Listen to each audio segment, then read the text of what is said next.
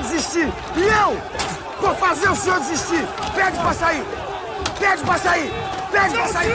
Pede pra sair, senão você vai sair debaixo de porrada. Vai sair debaixo de porrada. Vai embora. 01 desistiu. 01 desistiu. Janja pensou em desistir de ser primeira-dama do Brasil. E isso não é só uma curiosidade de bastidor. É um sinal claro de que algo não está tão sob controle quanto parece. Desde o início do governo, ela deixou bem claro que não queria ser apenas a esposa do presidente. Não.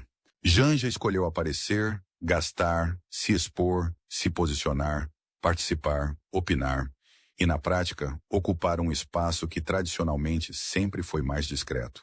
Só que tem um detalhe que muita gente ignora. Quando você decide sair da sombra e entrar no jogo político, e você não tem competência, você automaticamente vira alvo. E não é alvo leve, é crítica pesada, é pressão constante, é exposição 24 horas por dia. E foi exatamente isso que aconteceu. Cada fala impensada virou manchete. Cada evento desastroso virou debate. Cada mau posicionamento virou ataque. E aí vem a revelação. No meio desse turbilhão todo, Janja pensou em desistir. Agora vamos ser diretos aqui.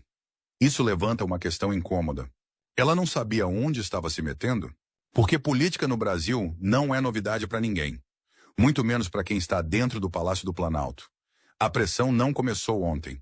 A crítica não surgiu do nada. Isso sempre fez parte do pacote.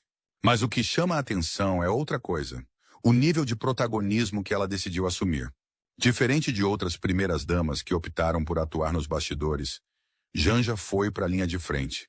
E quando você vai para a linha de frente, você não controla mais a narrativa. Você vira parte dela. E aí não tem como escolher só o lado bom. Não dá para querer visibilidade sem cobrança. Não dá para querer influência sem desgaste.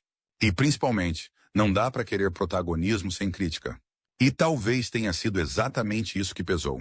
Porque o Brasil hoje é um ambiente polarizado. Nem tudo vira briga, nem tudo vira discussão. Nem tudo vira ataque. Mas Janja gosta de gastar e paga o preço. Mas aqui entra o ponto mais polêmico de todos.